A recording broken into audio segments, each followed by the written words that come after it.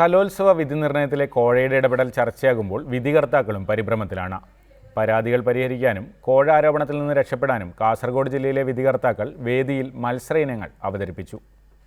കലോത്സവങ്ങളിൽ നൃത്ത ഇനങ്ങളിലാണ് പരാതികൾ ഏറെ ഉയരുന്നത്. വിധികർത്താക്കളെ നിരീക്ഷിക്കുന്നതിന് സംവിധാനങ്ങൾ ഏർപ്പെടുത്തിയിട്ടുണ്ടെങ്കിലും കോഴ ഉൾപ്പെടെയുള്ള ആരോപണങ്ങൾ ഇക്കുറിയും തെളിഞ്ഞു നിൽക്കുന്നു. ഈ സാഹചര്യത്തിലാണ് കാസർഗോഡ് മേളയിൽ വിധികർത്താക്കളും പരിഭ്രമത്തിലാണെന്ന് വ്യക്തമാകുന്ന ദൃശ്യങ്ങൾ പുറത്തുവരുന്നത്. നൃത്ത ഇനങ്ങളിൽ മത്സരങ്ങൾക്ക് ശേഷം വിധി പറയുമ്പോൾ വിധികർത്താക്കളിൽ ഒരാൾ അതത് ഇനങ്ങളുടെ ചുവടുകൾ കാണികൾക്ക് മുന്നിൽ അവതരിപ്പിച്ചു.